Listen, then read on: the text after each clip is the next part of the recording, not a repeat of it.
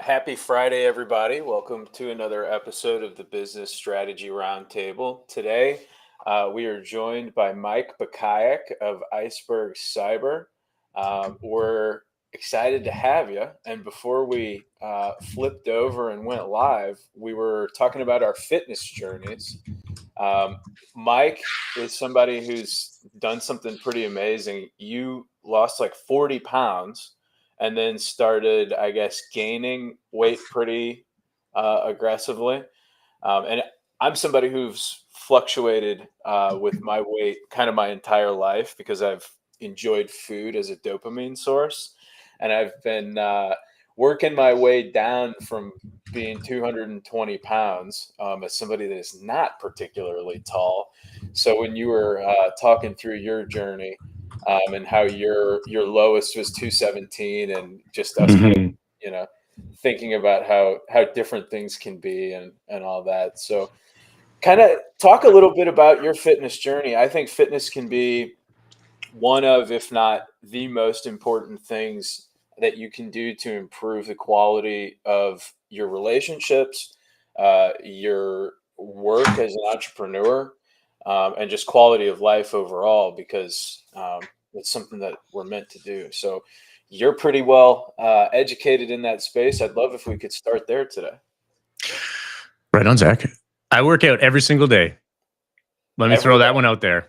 Every single day. The only times I miss it is when I'm physically unable to, like traveling or some other engagement that forces me not to. Otherwise, from 8:15 to 9:30 every single day, I hit the gym at the community center and work out. I've been doing that for 411 days. I have my spreadsheet open because I believe that if you want something to happen, you got to measure it. So I've been tracking it for 411 days. I had my longest streak was like 130 or something like that, 130 days consecutively. And before that, I had like another 100 streak, but then I got COVID in February. So you went to the gym 100 and something days. It was how many days in a row? I've had 200-day streaks. One capped out at 130. And the only reason in between was that I got COVID and I had to skip a couple days. Otherwise, it'd be 230 or something like that. Wow. So which is a, it takes a schedule that condones that, because this was November to April or something, which is not the travel season in the IT world. So I wasn't traveling, which means I could be home every night. Because when you're traveling, like you miss an evening because you're on the plane or something, or you get to the hotel late. When I travel, I also hit the hotel. Like when we were at ScaleCon, shout out ScaleCon if anyone's listening. Robert Gillette and I were pounding at the gym in Vegas. And the gym in Vegas, no surprise to many people, is not a popular destination. So I was there alone other than the night that Rob Gillette joined me. But I work out every day. Why? One, I am a little bit crazy, so take that with a grain of salt. But two, most entrepreneurs are. This is honestly like my relaxation time. Yeah. Like and don't take this the wrong way. Like I'm pounding it hard at the gym. I have a propensity for perspiration, so I sweat. And like if I sent you a gym picture, you'd think, "Oh, your shirt's all the same color. He's not sweating at all." No, no, no. I sweat through the entire shirt. Like I saturate a full shirt in a workout. It's all the same color. And you can time the workout in the disgusting sweat migration. Like a sundial. But this is still my relaxation time. I'm an audiobook nut. I listen to audiobooks when I work out, which not a lot of people do. Some people go for the high BPM stuff to get their heart going. I love the audiobooks because I learn like I chew through audiobooks like a madman. Yeah. That's and my your learning body's time. focused. So your brain's like, where's the juice? You know? I'm learning. I'm sweating. It's my favorite time of the day. I look forward to it. I know, and it's a mindset and a habit that you have to get into. Yeah. If you don't work out every day, you're not a person that works out. If you work out all the time, you're a person that works out. I'm a person that works out because 411 days ago, things were not going good, like business not going good. And I thought, well, shoot, business not going good. At least I can get fit. And that's what I did. That was my to get in the rhythm of performance. I started working out every day. And it is not a coincidence. It is by design that in the last 411 days, business has gotten a lot better.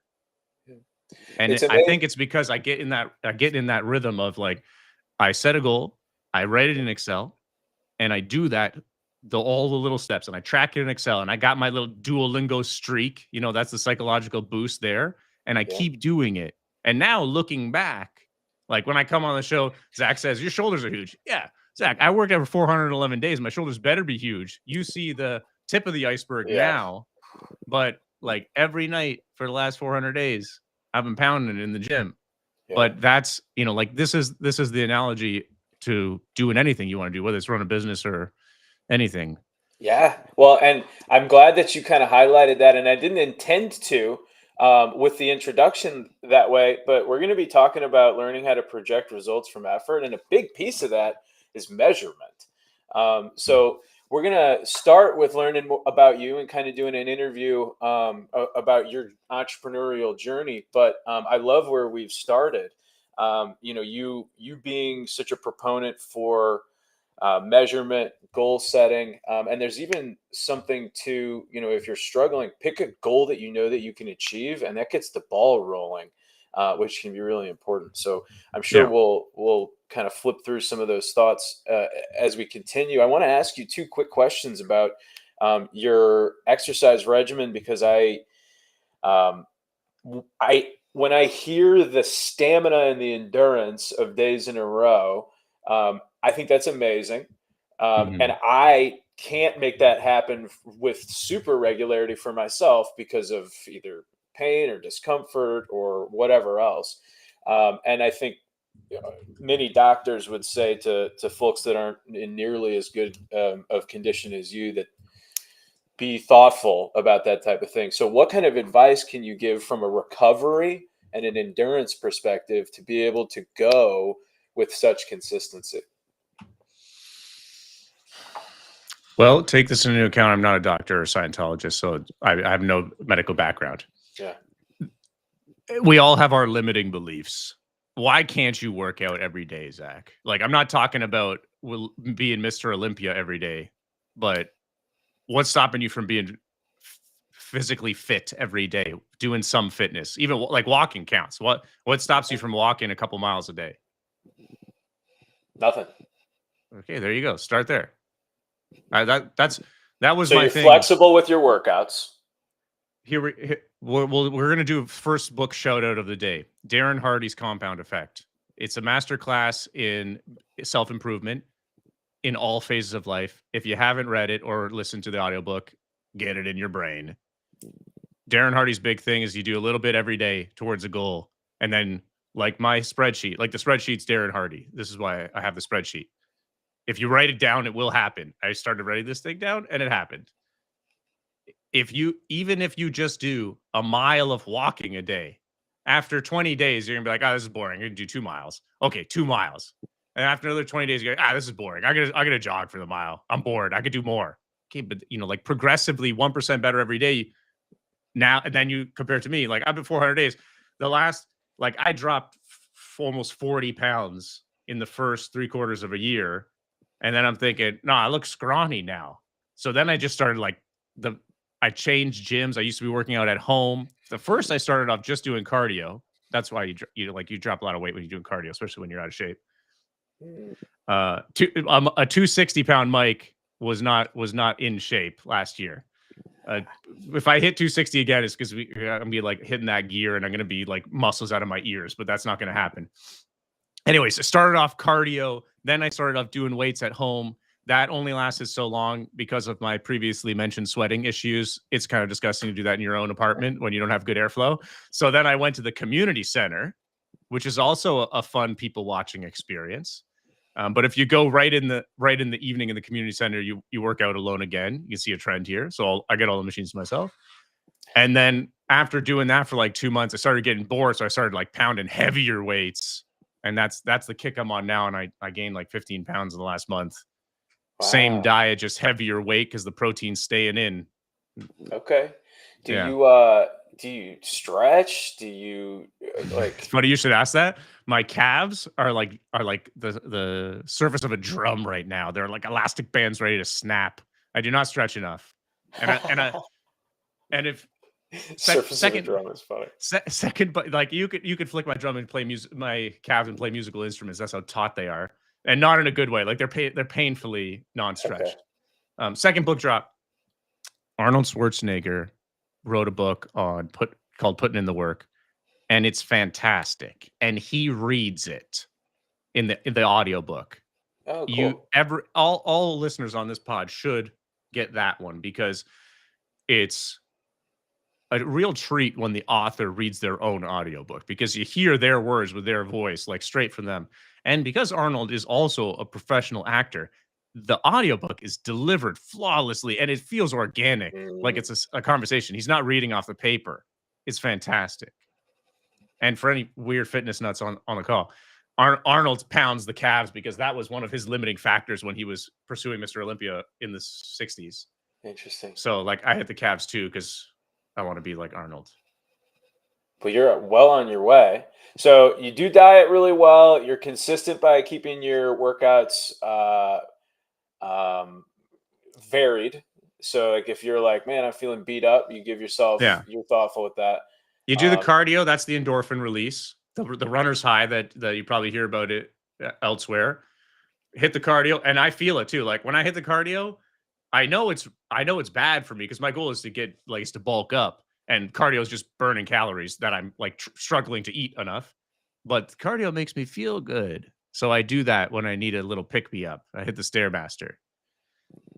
Yeah. Do you ever do a pre-workout? Meaning what? Like a caffeine. No, I've tried those. It's too like it hits me the wrong way, and my skin gets all tingly from the caffeine. Yeah, I like. So I'm au naturel. I'm going natty. Very impressive. Egg whites, meatballs, Greek yogurt. Hitting the weights. Sometimes you go like if you're getting started, don't lift heavy. Just like pick up something and do as many reps as you can. And when it starts hurting, keep doing it, and then you'll get bigger. And otherwise, you just burn a lot of calories, and you feel good about yourself. And you get sweaty, and you feel good about yourself, and it clears your mind. And that's what it does for me. Like it is a bookend to my day. At 8 o'clock, 8:15, I walk 5 minutes to the gym, I work out, come back, shower, eat. You definitely wouldn't want to do the caffeine at the 8:15 workout PM. Yeah. That would be I have done it before, and when I used to play hockey, I would try it a couple times before a game, and it just made me feel weird. Yeah. But everyone's different. Well, but I do it taking it back because this isn't a fitness show. Taking it back to why I do it, it gets me into the rhythm. There are so few things that we can control in our everyday, especially when it comes to like trying to run a business. There's so much chaos and uncertainty. This is one of the things that I know that I can control, and I do it every day to have a routine of stability that everything else is sort of like measured off of chaotically. Absolutely. And so Tri-Unity Strategies, I like to, it's built on the idea that you've kind of got to bring all pieces of yourself together. And this might sound a little out there, but we've got a body, we've got a mind, and then we've got whatever the hell we are, the essence. And I think you've got to take care of your body. And your body wants to run around because we're animals. Your body wants to move. Your body has energy. And I think that giving it that outlet, especially when you're people like us that spend maybe lots of time in a work from home environment at a desk, or man, lots of people spend lots of time at desks. Being able to like give your body that freedom to let it out, I find myself sometimes in days where I don't get enough exercise or where I don't move enough.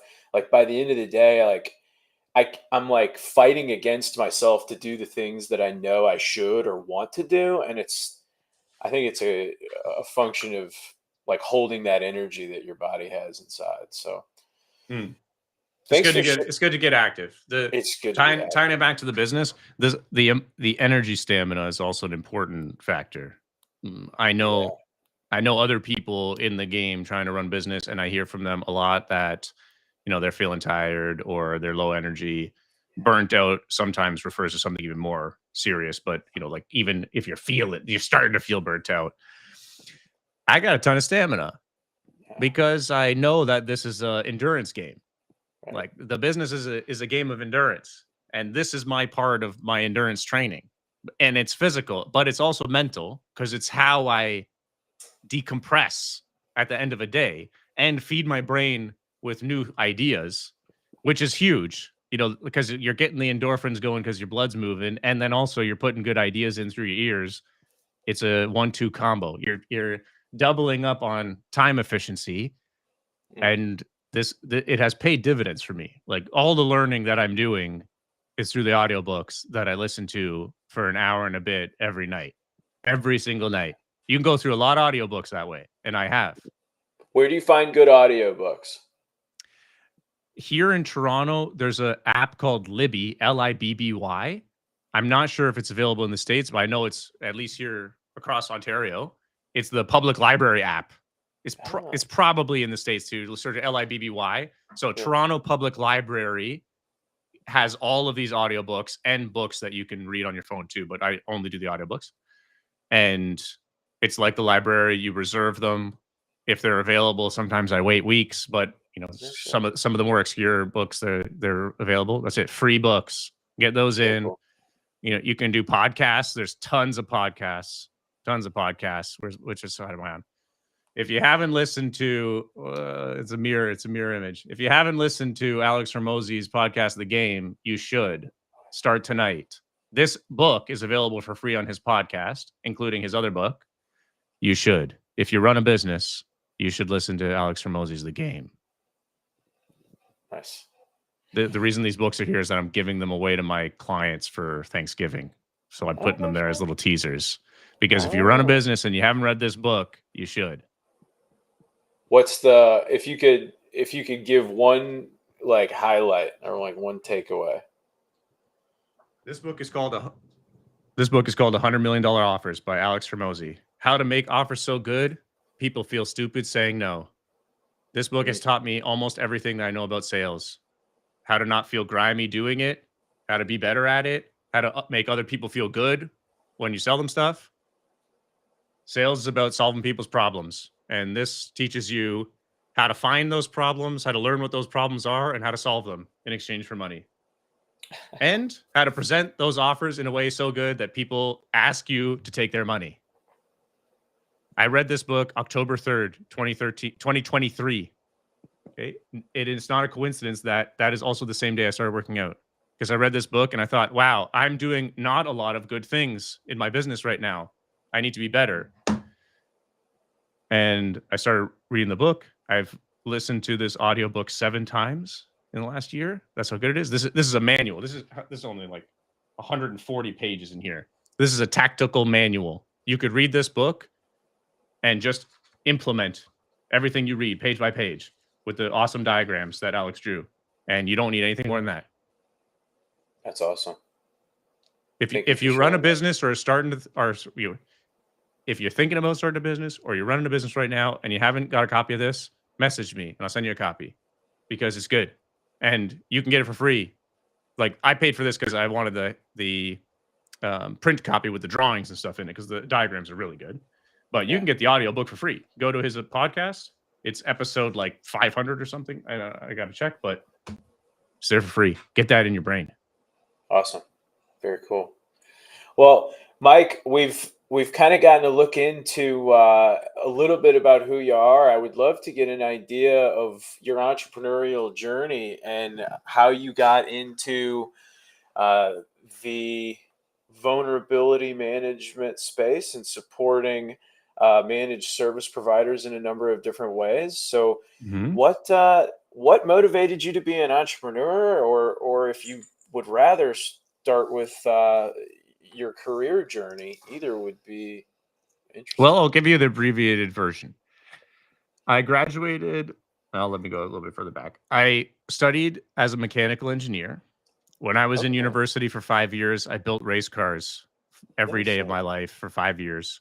It was it was a fantastic experience. It taught me everything I knew about engineering at the time. I loved it. I Did did you not love attend many cars? classes. Did you love cars from your youth, or how did you? I loved cars and still love cars. Nice. I I got into it because I was a car nut when I was a young lad, and they What was your first accepted car? a 1986 little BMW 3 Series. Nice.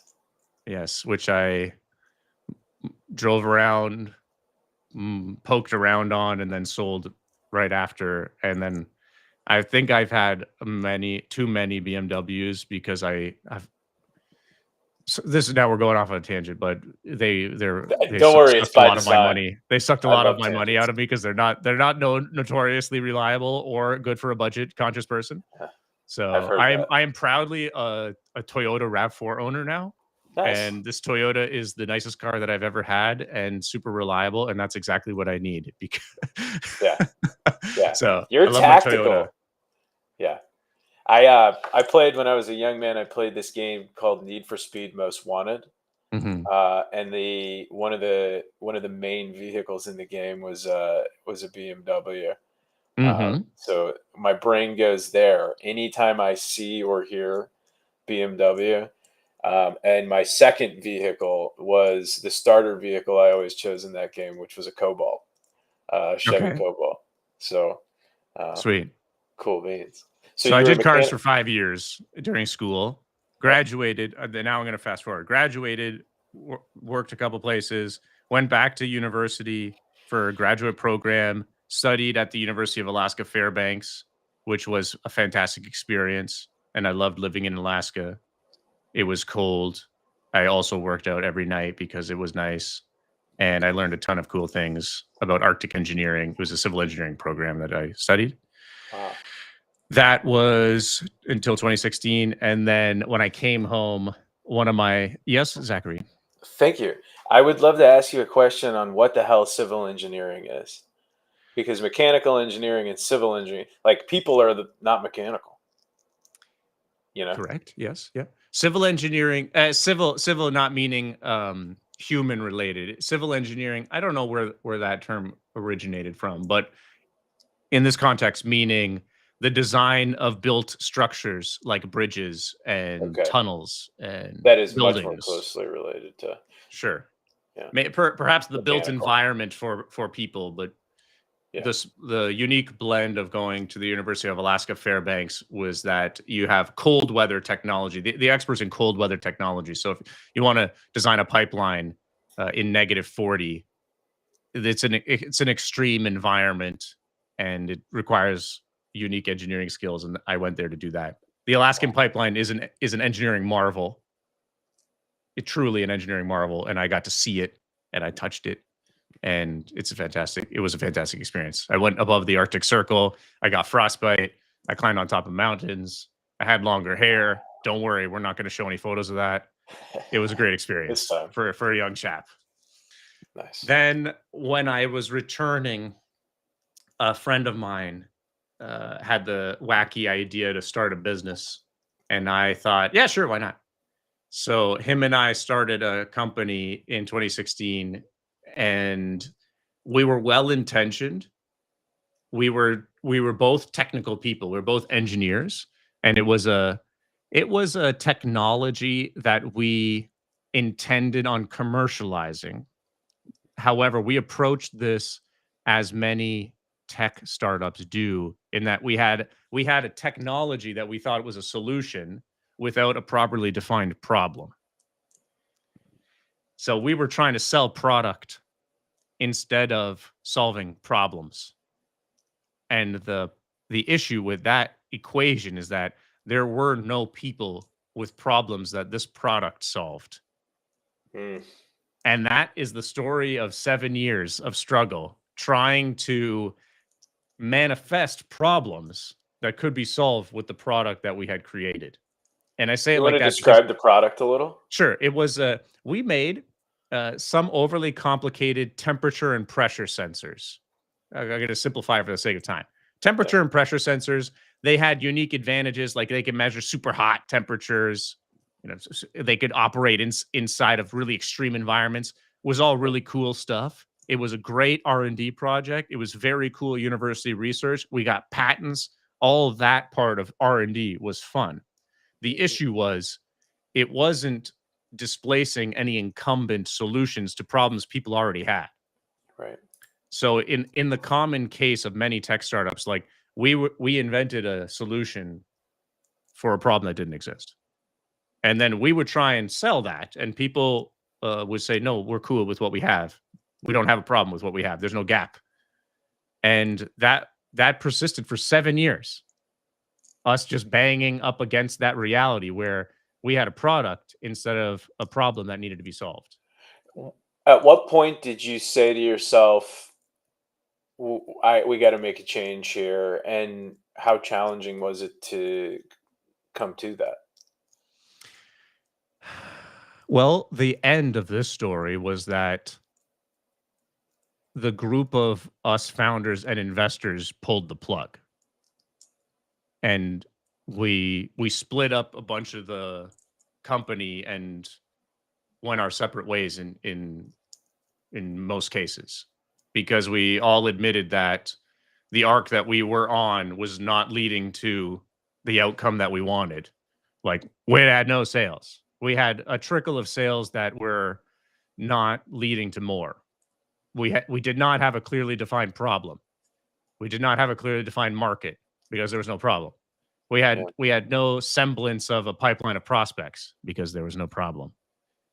Yeah. And we were doing one-off projects. We were doing demonstrations, but we were not pushing the prospects that we had hard enough to tell us, is this good enough to merit your purchase or not? We were just sort of like living in that gray Oh, fog of yeah. doing stuff for people, paying us a little bit of money, but no one was committing because they really didn't have a problem that we were solving. And I think this happens to a ton of startups. I see it. It's always easier to critique than create. And we didn't create anything good, but we can critique others now because we lived through it. And I You see it learn. all the time now because, like, someone will come up with an idea and say, "This is a great idea." Sure, that does sound like a great idea. We thought it was a great idea wholeheartedly. The problem was we weren't the ones with the money that would pay for it. We were the pushers, not the pullers. There were no prospects pulling from us saying, "Mike, I got a problem I wish you could solve." Right. How would you advise folks in the startup or managed service provider space now, or tech space now, that are either early stage entrepreneurs that want to avoid that and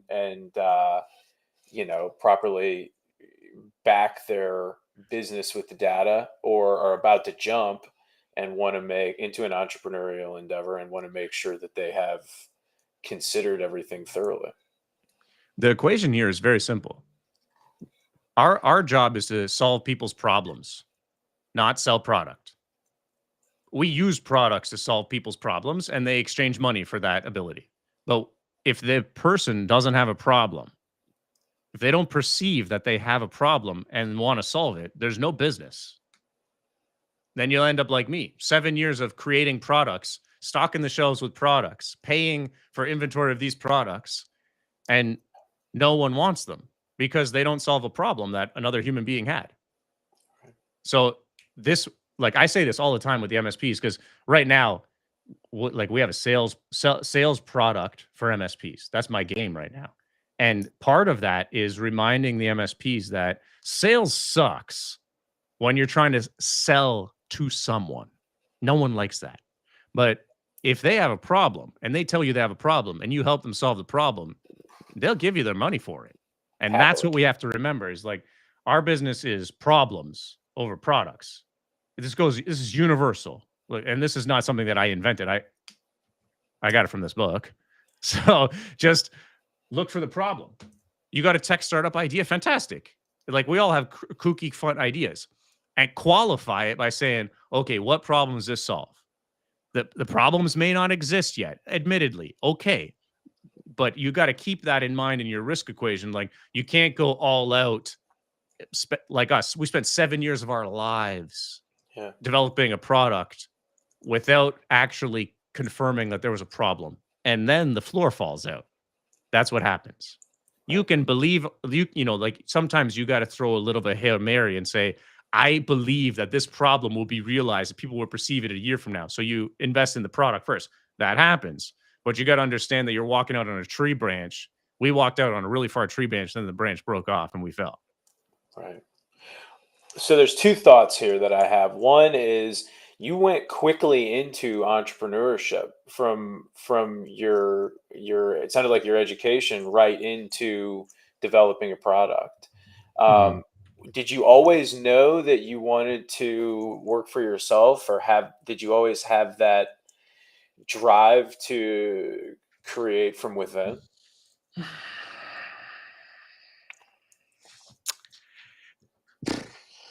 I don't know. I can't. It's easier to describe now in hindsight. I don't remember exactly the mindset 8 years ago when I started off on this route. Yeah. I have not had a real job. I have never had a real job. Even the like 2 years that I worked Real job. even the 2 years that I worked before going, like I graduated undergrad and then worked for 2 years, went back for a graduate program. Even those 2 years I worked at a very small company. So it was very startup-y in that case. There was only 4 of us. We're designing racing bikes. That was a very fun learning experience. Well, I've never had like an office job or had to like wear a tie or anything or a suit. I wore a tie in high school every day, but I have not had to wear a suit for work or a tie for work. So I'm a little bit of I feel like a little bit of a outsider misfit in that regard. And I think that probably played into the affinity for saying yes when my friend approached me, said, "Hey, you want to start a business?" And I thought, yeah, that sounds like a great idea. Yeah. And it was a great idea. No regrets. The only they're not even regrets. They're just like, I wish that I knew then what I know now. Lessons. Because then it would have been a lot more fun. It was still a ton of fun, and just the outcome wasn't as fun as you would expect. But it is a little bit emotionally taxing to dissolve what you built for 7 years and admit that you lost a lot of people money. That's tough. It's never fun to lose. It's never fun to lose. But you're somebody. Hey, Zach, you only lose when you quit. You keep playing the game. You keep having chances to win. That's right. Well, and you're somebody who is very engaged in the process of learning. And there are people, like you talk about it in your workouts. I listen to podcasts or audio books because I enjoy the opportunity to take in more information.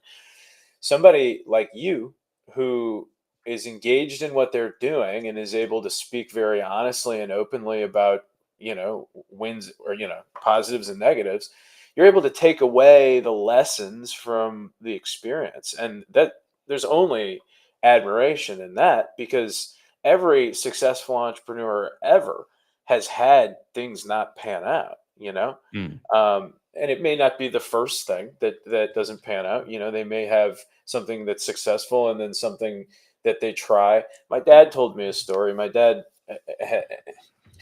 when he was young, had something pan out and then bought a couple of investment properties that just ended up being a complete nightmare, and sometimes I believe that everything happens for a reason, and where things come in the journey just help point you to whatever's next. So nothing but admiration on my side. And that ability to learn and reflect on it, I think, is tremendous as well. You went right back into entrepreneurship, right? Because here you Mm-hmm. are. So you Mm-hmm. obviously you're quick up off the mat. Tell us about that. Well, what it was 2022 when previous company was breaking apart, and I just felt like I had still so much learning to do, and I already had learned so much, and I didn't want to pack it in and go get a regular job. Not to say anything about having a regular job, because there are huge benefits for that, but I just wanted to roll my dice again and see if I could take advantage of all the learning that I had done, which is I Familiar look back, story. and that was such a cute thing in 2022 for me to say, because like I've in comparison, like I feel like I've learned 10 times as much in the last 2 years than I had at that point, and I still thought I had learned enough to go again, like, through the breach. So that, Mike 2022 was just pie-eyed and cute after grinding for 7 years. Has it been that long? Well, it was 6 years at the time. You say 6 years at the time, 8 years now. 8.5 years since we started the first company. Woof. It's a long grind. Stamina. It's an endurance game, Zach. It The only is. way to win is to keep playing. It's true. So you jumped right back in, and I guess tell us a little bit about what Iceberg focuses on now, because I think that's a good well, it's going to be good color to me asking the question on why you chose this direction. Or I guess now Mhm. I've asked the question, so you may as well When just do we both. when we started Iceberg Cyber 2022, early 2022, we were pushing a vulnerability monitoring product. It's a cybersecurity product, IT type thing for those not in IT on the call. It's to find risks with computers and present them to technicians to resolve them. We were pushing that out, and I use this word because you're gonna see the syntactic theme here. This was a product that already existed in the market. There are many vulnerability monitoring products in the market. So the genesis of this story is repeating similar mistakes to the previous failure. Okay, do you see that? Because we were pushing something. It's not like I spent 2022 doing a roadshow asking people, "Hey, what unsolved problems do you have?" No, I should have done that. If only I knew then what I know now. But we were pushing out ideas because we were just addicts. Like, we're addicts for that buzz that you get by thinking, "Oh, I'm going to create a new product," because that is an endorphin rush. That's why everyone likes doing, like, the programming and the coding and the stuff like that, because you get to create something. The creative part is like, that's the endorphin high. But we had not attached that to any sort of problem. So for like a year, the end of 2022, most of 2023, we were pushing that out to people, like cold calling people and say, "Hey, this is a great vulnerability monitoring product. You should buy this." And some people did. And it helped them do some things, but it wasn't really solving a problem, because it was just a little bit different than what existed already. And you get into a lot of conversations like, "Well, how are you different from X? Or how are you different from the stuff that I already have?" Right. And there was a very narrow gap, and we like, you try and wiggle through the gap to earn the sale, but in the grand scheme of things, it's not that much different. Like, the problem that they were solving, they could have solved with someone else's thing. It may have been 10 times worse, 10 times more friction, but they could have solved it. So that was most of 2023, was living in that world where we had developed a product and a company name, but weren't really solving anyone's problems, and certainly not in a unique enough way to be big time. Then then I read this book. Honestly, like, I read this book and I said, "Wow, our business is crap. This product is crap." Like, it does Uh, stuff, but it's not helping anyone. And like we're in bake-offs all the time with other vendors, and we should, because we're doing pretty much the exact same thing they are. And when someone asks, well, why should I use you over them? I got to go look. And I'm like, okay, well, what do they do? Like, where's the feature list? You know, you don't never want to be in that game. If you're just comparing feature by feature, you're not solving someone's problem. You're just offering them an option for something they already have a solution for. Like they like Pepsi. Some people like Coca-Cola. Okay, that's great. That's not the game that we want to be in. And then I read this book that I keep referring to, honestly, and like I don't get commission from this, unfortunately. If there was an affiliate program, I'd be pumping it harder. But this book taught me that, like, and it opened my eyes. I'm like, shoot, we're not solving anyone's problem. Like, we're not giving anyone value. Certainly not giving them value that they can't get somewhere else. We're in a one among many category here. That sucks, and it's no wonder I'm getting so much friction trying to get my clients active, because we're really not moving the needle for them. And I'll go a little bit more into that for those that are in the IT world on this pod, where we're doing vulnerability management. There's many people that do it. There's many vendors that do it, and many well-established category kings doing that. So like we were the nobody squeaking in the corner saying, hey, try our blue colored one. And everyone's like, nah, it's okay.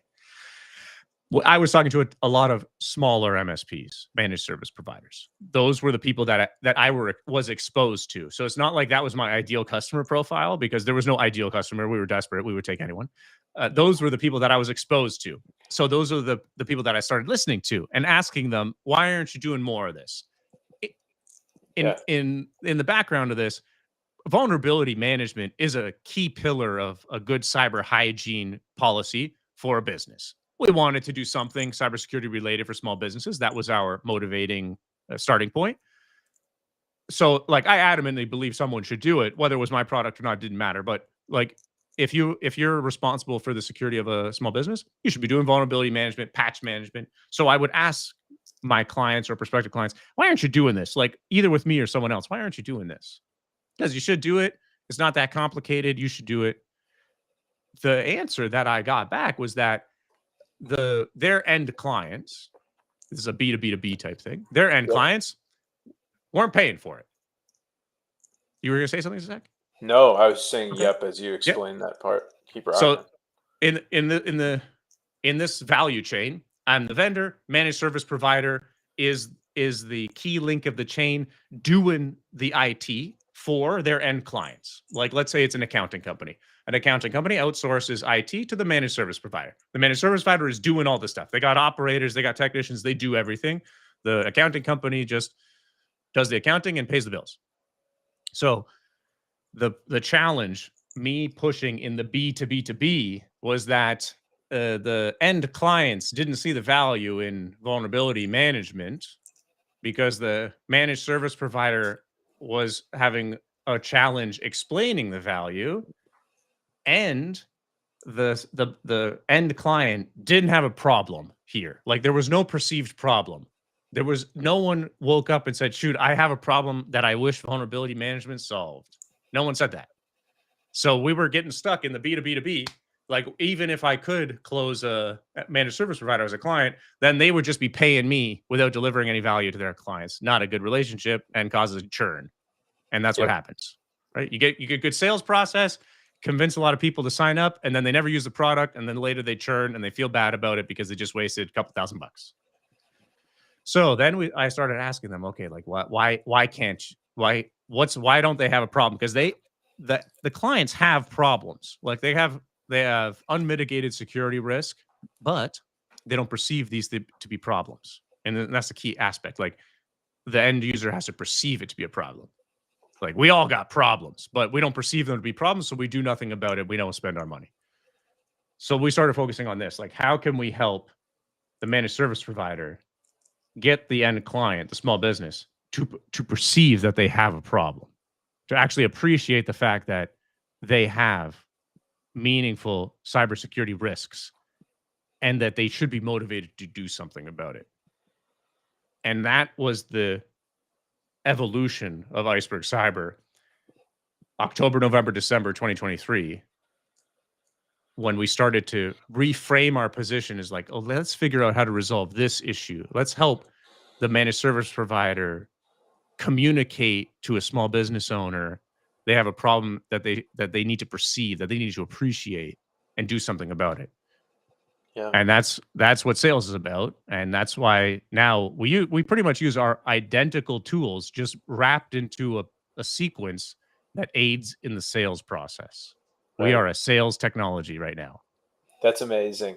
I love that because I too come from a similar space related to vulnerability management and helping service providers understand the needs of their clients. And then when I was a small business owner as a franchisee, or when I was a different small business owner as a franchisee, I got support from managed service providers. So I was on the other end of being communicated to before I had any idea of any of the technical information. Mhm. And one of the things that I love about what you said is the MSPs learning how to communicate the value of what they're doing to the clients, or Mhm. the problems that the clients have that they don't know that they have, because you know many industries have this.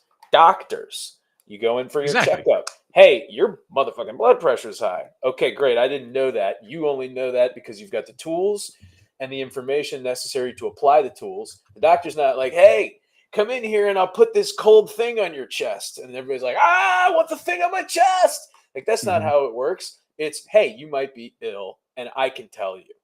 Mhm. Lawyers, hey, you may have an X, Y, and Z problem with your business. You guys are, operating here. You aren't considering this. Accountants, knowledge, tools being used. And Mhm. managed service providers are the same way with technology. I have the understanding of what you should be doing to protect yourself in your medium, small business, whatever. Mhm. And you have X, Y, and Z problem that you don't know is a problem. So I love that story. I love what you're doing to help managed service providers win in that space because they want to win. They want to sell this stuff. And this ties back to our initial purpose. Iceberg Cyber wanted to help small businesses with security. If the managed service provider is the critical link, very, very few small businesses are going to DIY this well enough. And it's mostly because it's a complicated job.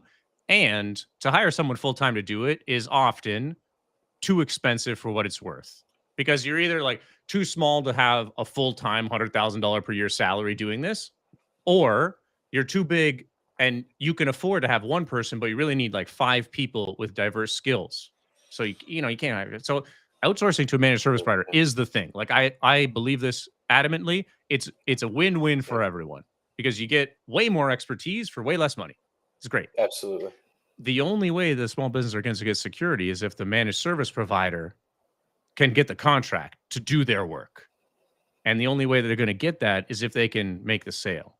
And that's what we're trying to help with is help the managed service provider make the sale. Because if they can't sell it, they're not going to do it. And the Yeah, small business ain't going to get it. absolutely.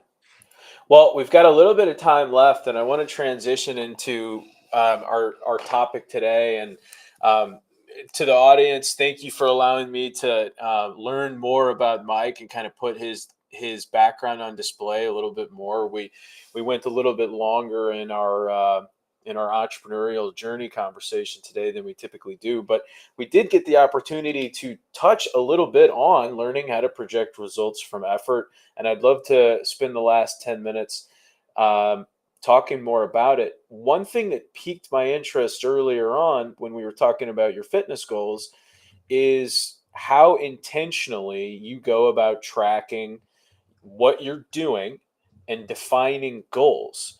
And I believe in my own life that that's a huge, huge piece of being able to get an idea of what results are going to be is quite literally tracking and measuring behaviors, because I believe behaviors equal results with some kind of statistical probability attached to it with whatever is happening. So we've got 10 minutes left. We talked about setting goals, identifying goals, and measuring them. How else would an individual um, want to engage with either themselves or their business to get an idea of what kind of results they're going to get from what they're doing?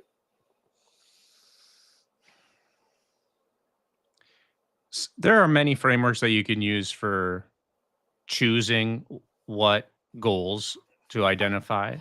Like if you're in the sales role, like whatever your process is, you're going to make 100 calls a day or 1,000 calls a week, or you're going to send out a certain number of emails. You're going to walk to a certain number of doors and knock on them. Those are process goals. When we were planning this question, the theme that we were talking about was making sure that you identify the difference between just putting in effort and getting some result. And that the important differentiator there is like, if you do the same thing every day and you're putting a lot of activity into it and a lot of energy goes into it, but nothing comes out on the other end. We use the cold calling thing as an example because it comes up a lot in my conversations. Like you're doing 100 calls a day, but none of the numbers pick up, or you're calling people that aren't qualified, they're not good people to call, and you never book any meetings. Don't just measure the calls. You want to measure the meetings. Like the job to be done here is booking meetings, not making calls. So there's, measuring the results versus measuring the input effort. Yeah. May I come in? Yeah, go ahead, No, Zach. go. You sound like you had a story. When I can hold it. I have the things that I measure, like I got probably too many metrics, and some of this is is a work in process. We have metrics, we measure them, then nothing happens of it. We delete them. Remember, don't get consumed in the tool here. It's not the process that's important, it's the outcome. So even with measuring metrics. So when I write stuff down, the tip that I learned that I'm sharing here is like you can look at any of the metrics that you're tracking and say, what would happen if this number was 10 times higher or 10 times lower? Would that cause any change in my behavior? Or like in the if business. Right. Would that impact anything? Like would that affect a change at all? And if you said, yeah, like if we had 10 times more meetings, that would be a problem because we don't actually have enough people to have meetings. Okay, fantastic. Okay, so let's keep tracking it. And when it gets to 5 times bigger, we got to start planning for the change. Right. But if you can say no, like if this was 10 times bigger, we keep doing the status quo, then this may not be a metric that matters to you. Like it's just information at this point. It's not going to impact you in any way. Great point. And I try and do that with I'm tracking stuff on our website. I'm tracking stuff on LinkedIn. Many of the metrics that I've been tracking, now I'm starting to critique them and say, okay, if this number was 10 times higher or 10 times lower, would I do anything differently? No. All right, forget it. Stop looking at this. Yeah. Well, one of the main points here is you only have a certain amount of time, and where attention goes, change happens. So if you're attributing your attention to shit that's not a root cause of outcome, then you're wasting time. And if you're wasting time and you're in a business that's a startup or a small business that has less than 10 heads, or even really less than 50 heads, depending on what you're doing, if you're in a position where your people time is not an easy commodity to come by, you cannot be wasting time. So you've really got to be attributing the people who are best at what they're best at need to be doing what they're best at, first of all, from an efficiency perspective. And then the second thing is what you just described, and it's extremely important. One way that I used to describe it in the restaurant industry to learning managers, who oftentimes people that are learning how to manage because they were promoted because they were really good doers, right? Mm-hmm. People who work hard get opportunity. Mm-hmm. So that transition was interesting because they worked hard. So maybe they were really fast pizza makers. But then when you're managing people, if you're making all of the pizzas, but you can't see what's happening behind you in the restaurant, you may have people fucking off and you don't even know it. So I would use this as an example. I would take the manager and I would say, hey, if I was in the middle of the street outside with a mop and a sponge and some soap, and I was scrubbing the asphalt in the sun, sweat running down my face, just, am I working hard? And typically they would say, yeah, of course you're working hard. Sometimes they would kind of be ahead of me and be like, well, you're not doing what you're supposed to be doing. But typically they'd say you're working hard. And then I would say, well, am I doing my job? Am I making the out output that I'm supposed to be? Or am I creating the outcomes? That's how I was trying to say it. Am I creating the outcomes that I'm supposed to be creating? And then the answer is no. Then I would draw the distinction for them. You're a manager now. You've got 6 people in the store that are supposed to be making pizzas. If you're the one making pizzas, are you doing your job? And so sometimes framing things from the perspective of, well, what am I actually supposed to be doing to be getting the results that I want? It is extremely, extremely important. And we make mistakes all the time because it feels good to be busy. Mm-hmm. It's a mental crutch. It happens to all of us. We waste all of our time, sometimes subconsciously, and our brain is telling us to do it because it's a good mental crutch. Absolutely. I mean, it takes effort. It takes effort to do the things that you're supposed to do. It takes effort to be critical. It takes effort to audit yourself and say, that was a waste of time. Don't do that again. And then it takes effort to make sure you don't do it again. Yeah, Thousand it's hard. percent. If it was easy, anyone would do it. Absolutely true. One of the last points that I would love to make before we drift off into the rest of the day here is it's around goal setting and setting the right goals. So I've been a part of different organizations that utilize outcome-based goals and related to monetary bonuses, and I've seen those structures created in ways that were more or less effective depending on how it was set up. And the reason that I want to draw it as it relates to this topic is you may have created a system or a process in your business that motivates members of the team. And you may think, I'm going to get increased productivity from this structure that I've created. But if you haven't created it in a way that's motivating the behavior that's going to get the result that you want, you may again have a effort results Mm-hmm. mismatch here. And one example of that is if you've got a restaurant that is measuring bonus on food cost based on your food variance, which is the difference between what you should have and what you shouldn't have, there's a bunch of different ways you can manipulate that. Now, the reason you would hold and the reason that you would run tight food cost is profitability. So where the actual focus should be in a bonus plan is on profitability because that's the outcome that you want. So if you have something in your business that you're focused on and you want to create change, really define what is the outcome that I want to see happen. And then if you have any incentives set up around that, make sure that they're drawing back to the outcome. Mm-hmm. No doubt. Was We don't have time to go into this, but as like in my world, we see this when someone outsources sales calls or marketing. They're often charged by the inputs. I will make 100 dials. Okay, I could dial the same number 100 times. I would still get paid. Yep. No, I want to pay you on booked appointments. Okay, that's solving a problem. I need more appointments. I don't need dials. I need appointments. Yeah, it's excellent, excellent point.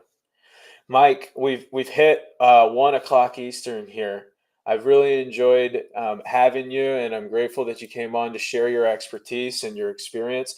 If you'd like to share anything about Iceberg Cyber that you haven't already, or if you'd like to direct folks to a certain place, feel free to take the moment to do that now, and then I'll go ahead and wrap us up. For anyone on the call who wants to connect with me, come find me on LinkedIn. Let me put my I don't know where to put it in this chat here, but Zach will put it out somewhere and we'll put it in the show notes. I will Come find put me it on out LinkedIn. somewhere and If you're get a it in the managed show service notes. provider, when you connect with me on LinkedIn, you'll see exactly what Iceberg Cyber is about. It's a sales technology to help small MSPs book new clients every month without feeling slimy. Awesome. Thanks, Mike. All right. And Right thank on. you for the folks that joined us today and that listen after the fact. Next week, we're going to be having Tony Petrocola from Agile Blue. That is an organization that is utilizing artificial intelligence to make things easier in the regulatory and compliance space, which I think is absolutely needed. And I think you know this from your time with MSPs, they do a lot of dealing with IT regulation and compliance these days. So that'll be an interesting conversation. Looking forward to having him on. Mike, thanks again for being here, and have a great weekend. And everybody else, also have a great weekend. Thanks, everybody. Right on.